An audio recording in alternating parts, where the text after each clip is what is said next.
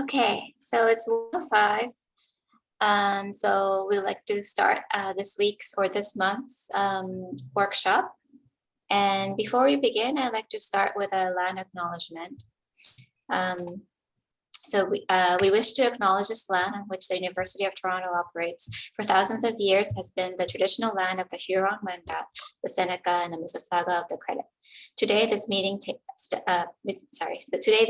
place is still the home to many Indigenous people across Turtle Island, and we are grateful to have the opportunity to work on this land.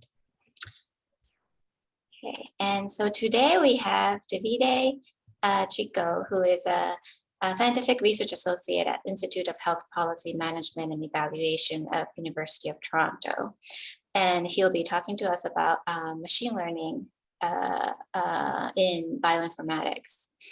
And so he currently works at on machine learning and computational statistics applied to healthcare data. And he received his PhD degree in computer engineering at Politecnico di Milano University in Milan, Italy, and then has worked as a postdoctoral researcher at the Princess Margaret Cancer Center. Davide works on applications of machine learning to bioinformatics, epigenetics, and healthcare data, and is the author of the article 10 Quick Tips for Machine Learning in Computational Biology, which was published in Biodata Mining in 2017. And this article became a very well-known article in the bioinformatics community. So with that, I'm going to turn it over to Davide. Thanks very much for talking to us today. Thank you, Aya. Thanks, Kwan, for the invitation, and thanks for giving me this opportunity to present at this workshop, and thanks for the very kind introduction. So the workshop of today is about an introduction of to machine learning, health informatics, which is basically the same principles of using machine learning in bioinformatics or computational biology. And the talk of today is, as you said, is based on an article, a very lucky article that I was able to publish some years ago, 10 Quick Tips for Machine Learning and Computational Biology, that got quite attention in the computational biology and bioinformatics communities by reaching around 500 citations, which was way more than what I expected to happen when I wrote it. So basically, the origin of this article was that there are several books, tutorials, videos about machine learning, and they all provide very detailed and very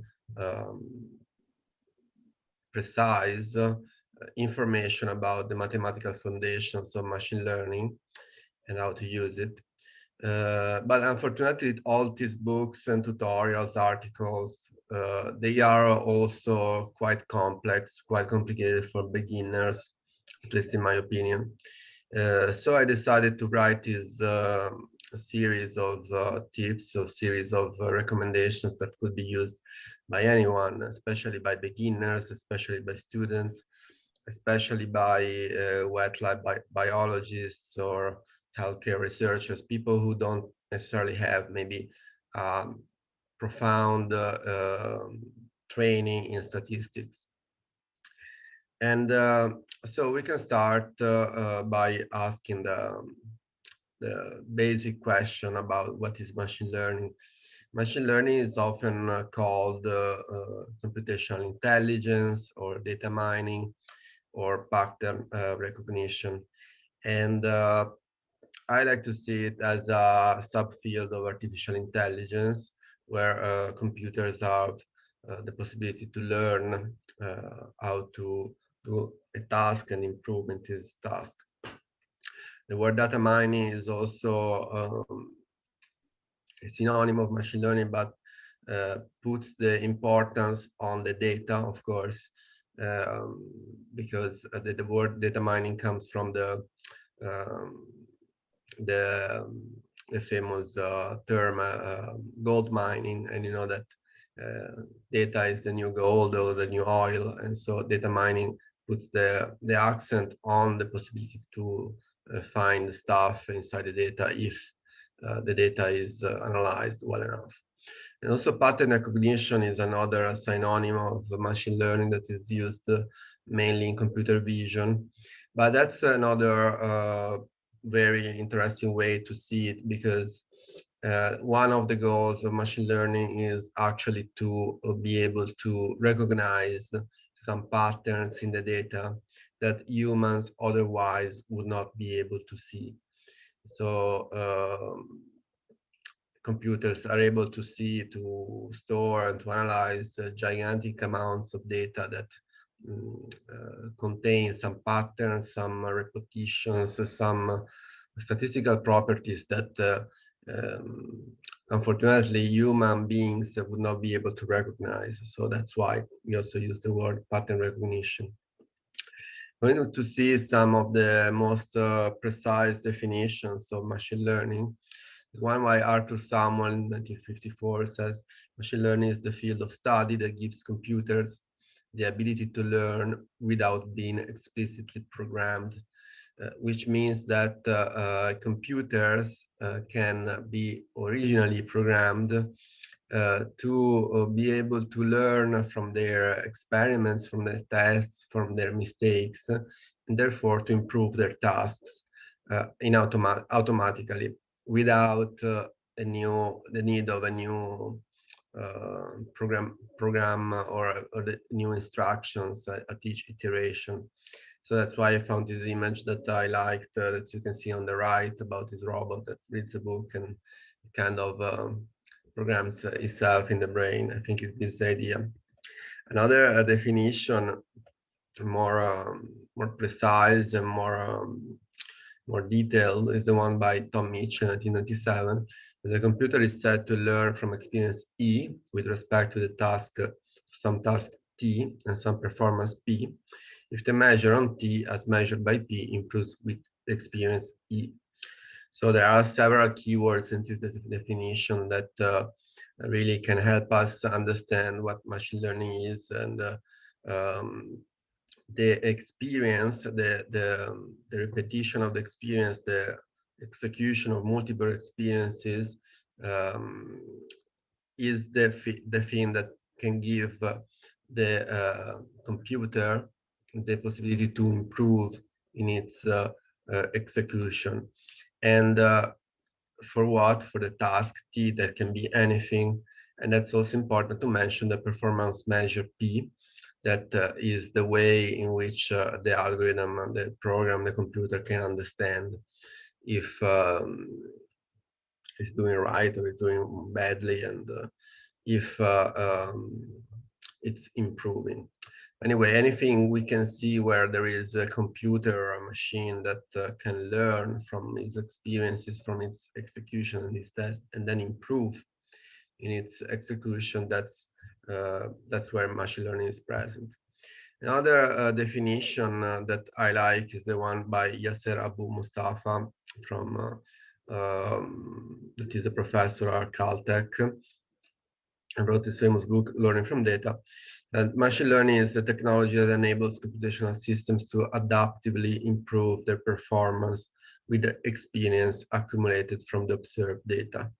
And also, this is a very precise definition, because it highlights the importance of the observed data. On the observed data, the computer does a series of experiences, learns from these experiences, and then it improves its performance. And then if there is an improvement, then we can consider it machine learning, and we can say that we can see that at each iteration, at each execution, there is a improvement in the results, whatever the results are. Learning from data, it's without being explicitly programmed, is something, it's a key point of machine learning. If you see, for example, this list of numbers, 1, 2, 4, 8, 16, 32, and I ask you what is the next number, all of you know that the next number is 64. And this is an operation that we all just did. You all just used your brain, so there was no machine learning involved. But if it was a computer doing this very simple operation, that could be considered a machine learning operation. So in this case, the data is 1, 2, 4, 8, 16, 32. The task is the question, what is the next number, just coming from this list. And the prediction in this case is 64.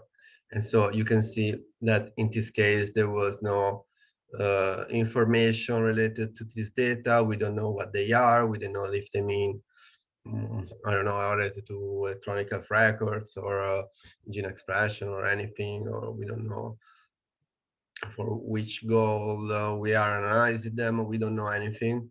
But just by seeing this series of numbers, just from the data, each of us and each of you was able to guess the following number that was going to come. In other words, to make a prediction of what was going to happen next. And so this is basically a very simple and minimal idea of what machine learning can do. Can read data and find specific patterns and then make a prediction or generate a result based on this data. So the first tip that I give in my paper that I also propose to anybody starting a new project is not about machine learning, but it's actually about the data. So check and arrange your input data set properly, which is, in my opinion, the most important tip that you're gonna hear today. Data engineering is often the key of a successful project. We all know that there are software packages about famous machine learning algorithms that have been implemented very well in R, Python, or anything. And so we don't need to worry that much about them. But what we need to worry about, what we need to focus are the data, because the way you gather the data, the way you integrate this data, the way you clean the data, the way you pre-process this data, that is often the key to success. This data can contain outliers, can contain mistakes, can contain weird things. And if you don't spot them at the beginning, you might have problems or weird results at the end of your computation. And this is not about machine learning, of course, it's about anything that any project on which someone can work. And without this step, again, it's quite easy to make mistakes. And this pre-processing, data cleaning, and everything can be done only if there is a knowledge about this data set. In some cases, for example, it might be necessary to normalize the data into the 0-1 range, depending on which algorithm you're going to use or which method you are going to try. So for example, you can see at the bottom of this slide that there is example of 6 patients profiles of electronic health records of patients with I think prostate cancer, I cannot remember. But anyway, you can see that there are some values that have some features that have values between 0 and 5,000, so quite big interval. And there are some other features that have values between 0 and 1. You can see them on the right. And in particular, the feature fractal dimension probably has values between 0 and 0.1. And if you take the data set this way, you just input into an algorithm, it's possible that some mistakes might happen because the fractal dimension feature values are going to be considered like 1 millionth or 10,000th smaller than the values of the perimeter and area features. So in cases like this, it's important to make a normalization based on the algorithm you're going to use. Some algorithms don't need normalization, but some models need them, do it. And another thing that is very important to check is the outliers, because we all know that data sets are not perfect. And so they can contain values that are completely outside the ranges that are normal for example, laboratory tests, blood tests, or urine tests. The second tip, the second suggestion that it's very important to keep in mind, and is that you need to split the data set into 3 different subsets: training set, validation set, and test set. And use the test set only once you complete the training and the optimization phases.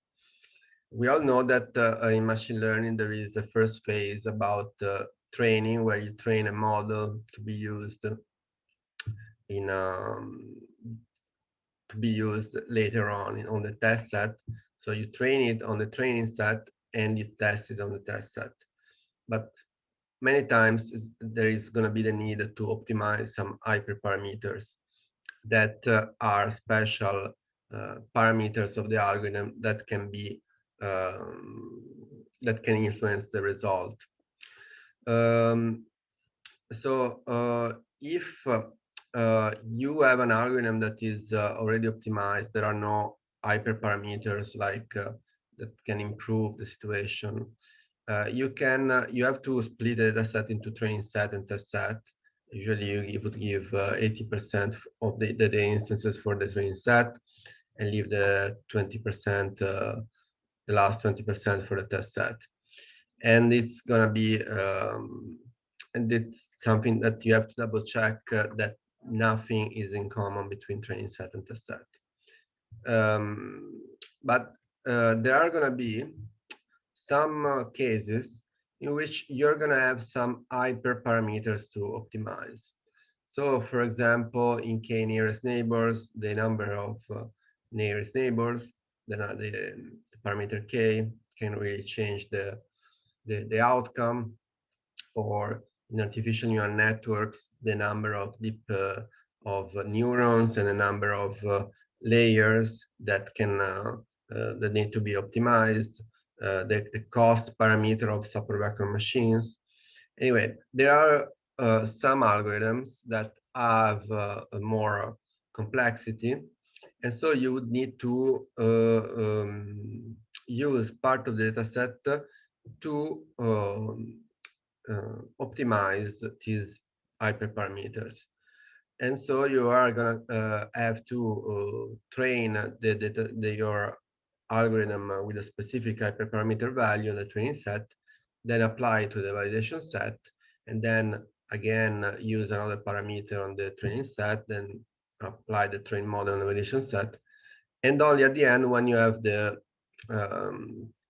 best hyperparameter value, you can retrain the model and apply to the test set, but only at the end. And it's very important that you don't touch the test set until the end. And yeah, this is another way to re-explain it. So choose a new configuration of the hyperparameters, then train your model on the training set. Then after the training, evaluate your model by applying it to the validation set. If the evaluation of led to a good accuracy, so for example, the matrix correlation coefficient greater than 0.5, you can apply it to the test set. Otherwise, you can go back to the point number 1. And this is something that you do, for example, in Python with a command train test split. But again, the most important thing here is that all these subsets must be completely independent. There must be no intersection. And absolutely, you don't have to touch the test set until the very end. If you use some data from the test set, you're gonna screw the machine learning training and optimization. And unfortunately, this will also generate some over-optimistic into the results. So it's going to be complicated to detect these problems. Tip number 3, before starting, even if it looks can be simple for experts and for people who work in machine learning every day, but it's very important that you frame your biological problem or your healthcare problem into the right algorithm category. Meaning that, as some of you probably already know, there are 3 kinds of machine learning tasks that can be used. Three kinds of methods that can be used. One is the supervised machine learning, that happens when the training data, there are the training data with labels, and these labels represent the correct answers. So, for example, we have electronic health records of patients that survived and patients who died, and so we have a survival label saying 0 or 1. And we use the training data to train the algorithm, to prepare it, and to apply it to a test set. And this is also what we see today in this workshop mainly.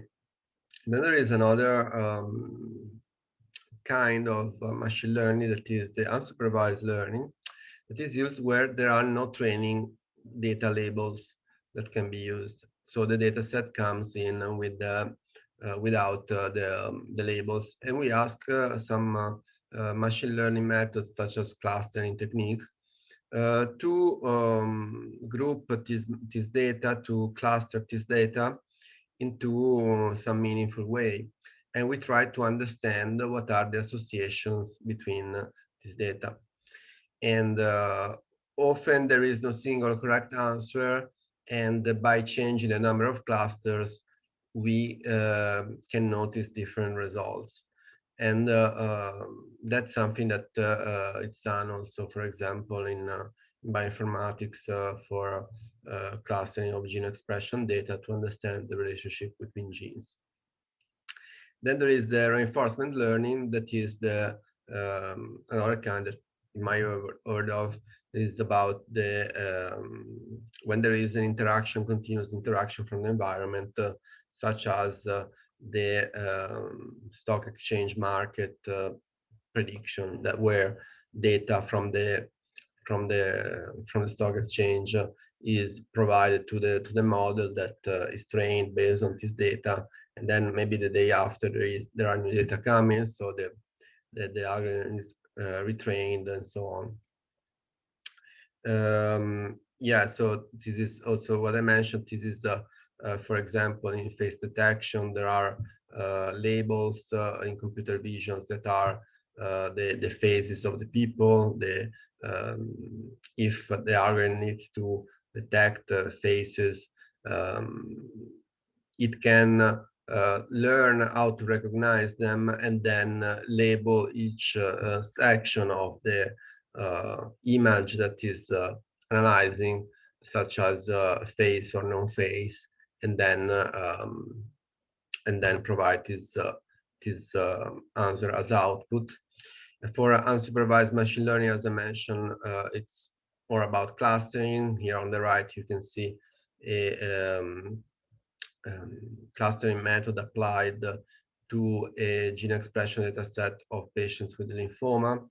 And so in this case, there are the algorithm said, the unsupervised machine learning algorithm says there are 3 groups of patients that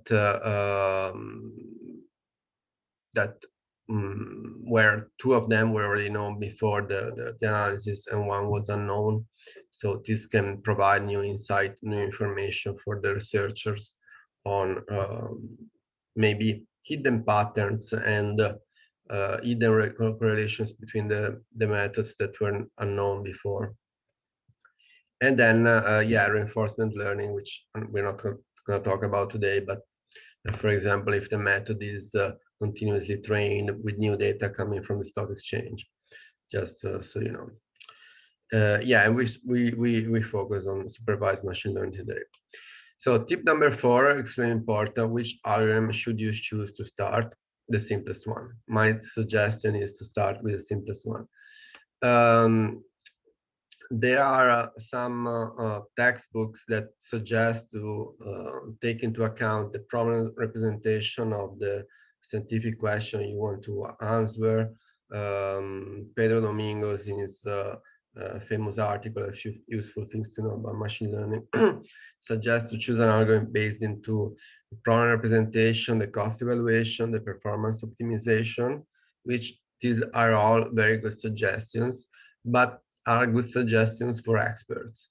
And so I don't think that beginners or students should start using machine learning by considering these aspects. And my suggestion is always to start with the simplest algorithm you know. So like k-nearest neighbors, or k-means for unsupervised problems, or linear regression, or decision trees. So if you start with a simple algorithm, you will be able to keep everything under control and to debug your program and to understand what is happening during the training and during the testing. Because if the method is simple, you can just at some point debug it by printing the data on your computer and see what is actually going on in each iteration of the training, um, or anything. And simple algorithms also provide usually better generalization skills, less chance of overfitting, easier training, and faster learning properties than complex methods. And most of the times using, for example, a complex method like artificial neural networks won't allow you to understand easily if things are going right or things are going wrong and why. So my suggestion is really to start with a simple algorithm like k-nearest neighbors, for example, or decision trees, so that you can know what is actually happening inside the method, and not using a black box algorithm that can be too complex. As tip number 5, that is also something to keep really in mind, is to take care of the imbalanced data problem. Data sets can be imbalanced or even very imbalanced. We all know that. And it's we know that based on the proportion of the data that are inside the data set. For example, for binary classification, we usually call positives the patients that survived, and negatives the patients who died. And well, it might happen that, for example, you have 90% of negative data instances and 10% of positive data instances. And by having this disproportionate ratio, you can have some problems, because during training there are going to be very few elements for the minority class and a lot of elements for the majority class. And so during training, the method should learn how how to recognize both the minority class elements and the majority class elements. But if there are just few elements of the minority class, how can it learn? And so there are some ways to handle the situation. One suggestion is to use the ratio of elements in the training set, picking an average value between 50% and the real percentage of the imbalance. For example, if you have 90% negatives and 10% positives, you can put 70% negatives and 30% positives in your training set, so that the situation is a bit more balanced, even if, of course, this operation doesn't solve the problem completely, but it's going to be useful anyway. Also, you can balance data set by incorporating the empirical label distribution of the data instances by following Bayes' rule, which means that you can train the model in a way that it can understand, it can take into account the distribution of the labels, and so then understand which elements are more important than others. And also, this is the same approach of the data class weighting, where there are several different weights that are assigned to data instances, depending if they belong to the majority class or the minority class. So basically, the majority class elements will have less smaller weights than the minority class elements, so that the algorithm will be able to understand that the minority class elements are more rare and therefore more important. And so it's going to be great. It's going to work better. And another suggestion that you can keep in mind is that you can use undersampling. That is a very simple method where you remove the data elements from the overrepresented class. So you remove some elements from the majority class where so that its ratio is more similar to the one of the minority class. And in Python, this operation can be done with a function or a package called emblearn. And keep in mind, these problems can these solutions can reduce the problem, but they cannot solve it completely. Other aspect to keep in mind is the importance of optimizing each hyperparameter. This is something that already mentioned earlier, but these parameters express higher level properties of the model, such as complexity and how fast it should learn. And usually they're fixed before training, before the actual training begins. And these hyperparameters can strongly influence the performance and the results of the machine learning application. For example, a number k of clusters in k nearest neighbors, which we want to see this example right now. So suppose you have we are in the top left quadrant, in the A quadrant. We have a series of points that are blue squares and a series of points that are red triangles. And what happens at a certain point is that a new point enters the domain, enters the field, and it's the green point. You can see a circle with a question mark. That's a new green point. And we would like the algorithm to assign this new green point to the blue squares class or to the red triangles class. And we can see that in this case, by applying k nearest neighbors, the result will change if depending on the number k. So if you see in the top right quadrant with k equals 3, the application of k nearest neighbors will consider only the 3 nearest points to the new point. So you can see that the green circle is close to 2 red triangles and 1 blue square.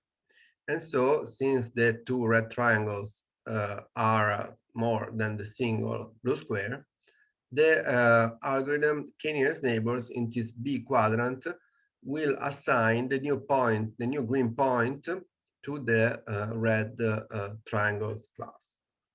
Okay. If we move below to the left to the C quadrant, we can see that in this case we use k equals 4. So we apply k nearest neighbors with k equals 4, by taking into account the 4 nearest neighbors of this algorithm. And you can see that the algorithm now takes into account 2 red triangles and 2 blue squares. And so they are even, but since the 2 red triangles are closer to the green circle, then again, the algorithm assigns this green circle to the red triangles. In the same case, so the outcome of the quadrant B is the same of the quadrant C. The outcome of k equals 3 is the same of k equals 4. But instead, if we move down on the right to the D quadrant, where there is k equals 5, we can see that the green circle takes into account 3 blue squares and 2 red triangles, which means that in this case, there are going to be three blue squares that are more than 2 red triangles, and therefore the outcome will be the association of this green circle to the blue square class, which is a completely shift in the result. Once again, for k equals 3 and k equals 4, this new point has been assigned to the red triangles. But when we change the k to 5, the new green circle has been assigned to the blue square category, the blue square class. And so this shows an example of how the outcome, the output of an algorithm can strongly change based on the k-nearest neighbors, based on the optimization of the hyperparameters. Hyperparameters can strongly change the output of an algorithm, and so they need to be taken into account. As a tip number 7, you know that overfitting is a big problem in machine learning, and it happens when an algorithm adapts too much to the training set, so then performs very badly in the evaluation set and in the test set. So basically, the algorithm gets somehow hallucinated by a training set and learns the data of the training set in such a obsessed way that then is not able to recognize anything that is different from the training set. So if suppose you train a robot to recognize plants that are green, and then if it only sees that the color green associated with the plants, then maybe if you give it a green ball, it will think that the green ball is a plant, which is of course false. But this is an example of overfitting. So we can consider an algorithm well trained if it minimizes the error during training set, and it's able to generalize well in the validation set and test set. So when it sees new data instances that can be different, of course, from the training set. Some solutions that, of course, are not definitive, but can really improve the handling of overfitting and decreasing overfitting. One is the held out approach, where we, as we already said, we divided the data set into 3 independent subsets: training set, validation set, and test set. And also, in some cases, this held out approach is used by excluding one data instance, that is, and then using all the other ones for training. It takes more time, but can be useful. Regularization is a penalization in the loss function for complex models. We won't see it here, but it's something a bit more advanced, but to keep in mind regularization. More data is always a good idea for any scientific project, and really can help generalize and reduce overfitting, of course. So if you get a chance to find additional data for your scientific project, that's always awesome. And then cross-validation. It is a technique that probably some of you already know, that is about splitting a data set in folds. These methods can help contrast overfitting, but they cannot completely solve the problem. So it's something to keep in mind. I'm sure probably you guys already saw cross-validation k-fold cross-validation in your life. Just to give a refresh to people who don't know about it. If we decide, for example, to split the data set into 5 folds, we can use the first fold at the first iteration for validation, and use the other 4 folds, the rest of the data set for training. So we train the model on the training set, and we apply it to the validation set, and that's it. At the following iteration, we use the second fold, the second chunk of the data set for validation. So first we train the data set on the rest of the data set, and then we apply it to the validation and we save the results. Third fold, third chunk of the data set, fourth chunk, fifth fold, fifth chunk, and so on. And by doing this cross-validation, we have the advantage of being able to make a prediction on all the data instances. And so that's quite important because it's a more uniform approach. In Python, you can apply this method with this function sklearn model selection dot cross validate. And this also can, of course, decrease overfitting. Then tip number 8, evaluate your algorithm performance with the max correlation coefficient or the precision recall curve. This is a very important point about the evaluation of binary classifications. So we all know what is a confusion matrix for a binary classification. If you have an element that was positive and is actually predicted positive, we call it true positive. If we have an element that was negative and is predicted negative, we call it true negative. If we have an element that is actually a positive but was predicted negative, we call it false negative. And if we have an element that is actually a negative and it's predicted as a positive, we call it false positive. And with this confusion matrix, with this contingency table, there are several statistical rates that can recap the outcome of a confusion matrix. Among the most famous ones, there are accuracy and F1 score. There are 2 rates where in the accuracy, the sum of the true positives and the 2 negatives is computed, and then is calculated on the total elements. While the F1 score is the harmonic mean of precision and recall, and is 2 times true positives on 2 times true positive plus false negatives and false negatives, plus false positives plus false negatives. And both have worst minimum value 0 and best minimum maximum value 1. However, these 2 rates have some problems.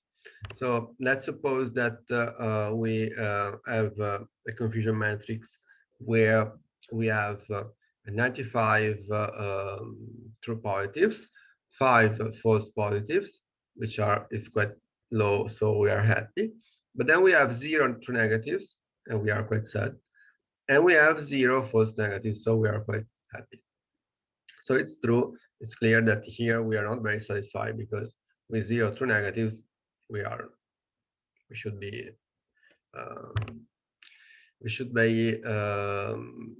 not happy, let's say. But if we applied accuracy and F1 score to this example, we would get accuracy 95% and F1 score 97%, which are extremely high values. And since the maximum is 1, we could think, okay, so our prediction was perfect, almost perfect. While as we can see, with 0 true negatives, this is not the case. It didn't go very well. So these 2 results about accuracy and F1 score are completely misleading, and a lot of people don't know about it. If we use the matrix correlation coefficient, which you can see the formula here, matrix correlation coefficient has a worst value -1, and that means perfect opposite prediction, and best value +1, that means exactly perfect prediction. And in this case, it would have been undefined with 0 true negatives and 0 true false negatives. And so this would be as a reflection of the lack of true negatives. And this would have been quite informative for us. And if we see another example, let's say we have 90 true positives, and we are happy because they are a lot. We have 5 false positives, and we are happy because they are very small. Then we have only 1 true negative and 4 false negatives. And so that's okay. As you can see, we are not very happy again because we don't have many true negatives. So again, if we computed the accuracy, we would get accuracy equal 91%. And if we computed F1 score, we would get F1 score equal 95%. And so again, these two results are misleading because they make us think that everything's going well while it's not. On the other side, again, if we use the Matthews correlation coefficient, MCC, again, we would have found a value, for example, of 0.14, which in the -1 +1 interval indicates a prediction that is no better than random guessing. And so this result would have communicated to us the fact that there is something going wrong in our classification that is indicated by the very small number of true negatives. And so this is another example where the Matthews coefficient has been more informative, more reliable, and more useful, while F1 score and accuracy have been misleading in these two examples. And in Python, you can use this sklearn, scikit-learn matrix Matthews core coef function. I'm gonna go a bit faster because we are almost running out of time. Another very famous tool to measure binary classifications is the ROC curve, Received Operating Characteristic Curve, which has the recall on the y-axis and the fallout on the x-axis. I suggest to use also the precision and the precision recall curve that has precision on the y-axis and recall on the x-axis. The ROC curve has several drawbacks that has been described in several papers and several studies. The better the AUC is the better the model is performing. But there are some drawbacks. For example, the fact that the slices of the curve near the zero have many false negatives and false positives, so they should not take it into account. While on the precision recall curve, there is a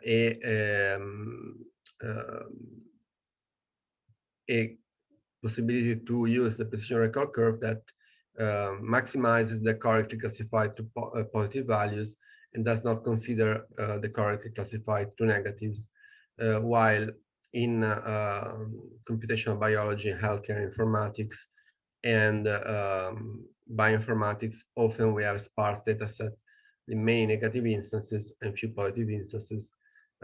So sometimes it's better to avoid the true negatives. My suggestion is to use both ROC curve and precision recall curve. So tip number 9, very simply, program your software with open source code and platforms such R, Torch, Python, and please avoid proprietary software like MATLAB. this is very important because if you need to share your software code with your collaborators outside your institution or even inside your institution, if your code, your software is open source, it's going to be very easy for you to share your files and to do collaborations, to do anything.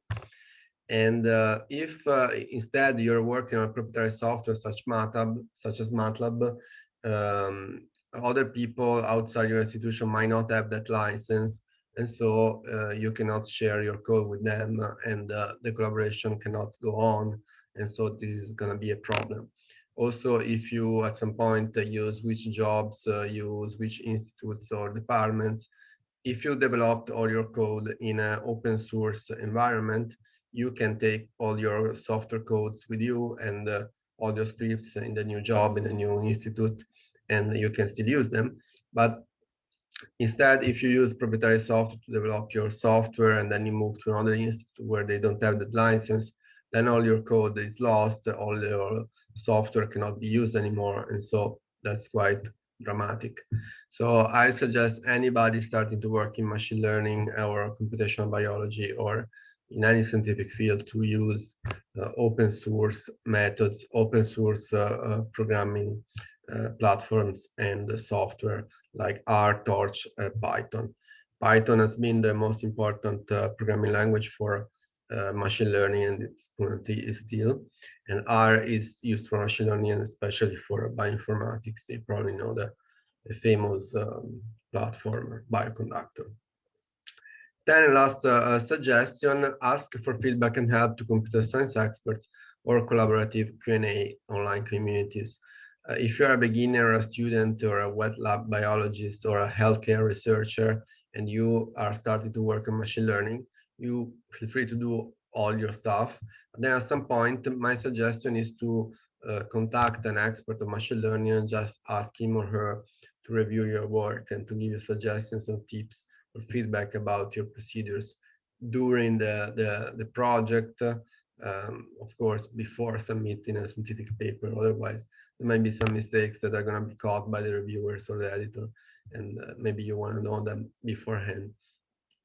And also, if you don't know anybody at the computer science department or you don't know experts in machine learning, you can also use online platforms, online forums like cross-validated on Stack Exchange, Stack Overflow for coding, bioinformatics beta for on Stack Exchange as well, Quora where you can ask questions, BioStars also for bioinformatics and computational biology, and people can give you suggestions and spot mistakes you're doing or give advice on improvements, and also you're maybe be able to notice some aspects that you have to consider, and these people online can spot problems that or questions that the reviewers of a journal can then later on ask you. And also the questions you ask in these community forums and the answers that people will give will be online and may be able to help other users having the same issues in the future.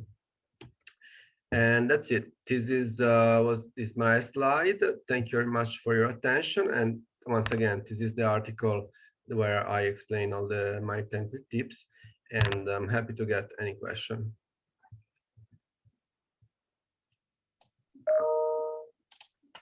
Great, thank you. Thank you for this wonderful talk. If you have any questions, please go ahead and unmute yourself. Or you can raise your hand and I can call on you too. Yeah, Tony, please. Hello, David. Thank you for your presentation. I'm just wondering if you could speak more to the 80-20 split that you refer to. How robust are conclusions if we didn't use 80-20, like for example, 60-40 or 70-30? Where does that 80-20 come from? Well, that's a very good question. To be honest with you, that's more of a rule of thumb. Because usually you would like to train your method at the best that you can. So in my opinion, 80%, 20% is a good trade-off to using a quite large amount of data set you have. And I would not go above 80%, because if you reach something like 90%, then the elements that you use for training are going to be too few, and they could be considered such as specific cases by the algorithm, and maybe it's not going to be able to identify them. I would not go, in my opinion, below 80%, because then you have much less data for your training. So I think 80% or 70% is okay. And if you go below 70%, you, in my opinion, you are leaving out, you're not training the model as the best of its capacity, as there is no strict rule of this. It's my experience, I repeat. Thank you.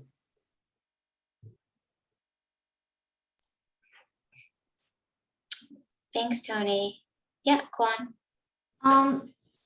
I have a quick question about unsupervised learning, because we don't have the correct label, and imagining we're trying to do classification of a set of data.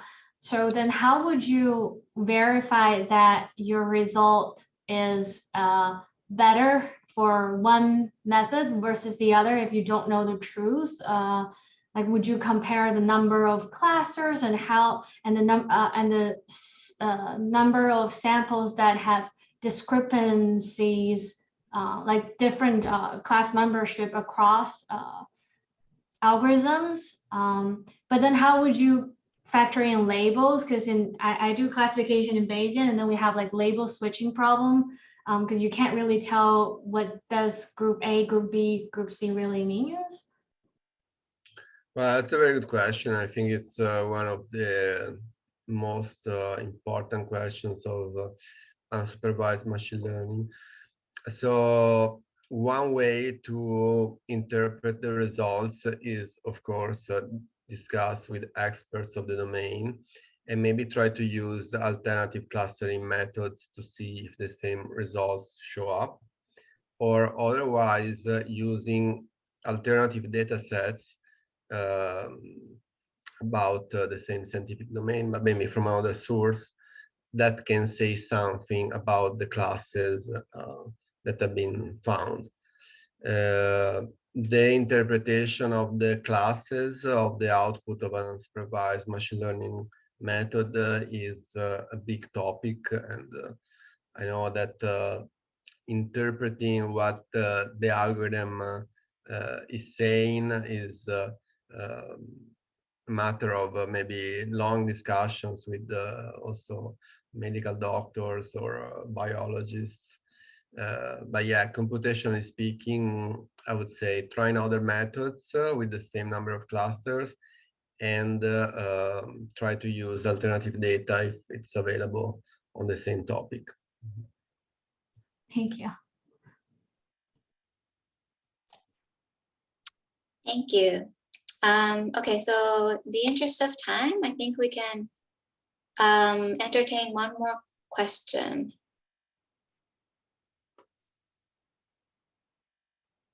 Anyone?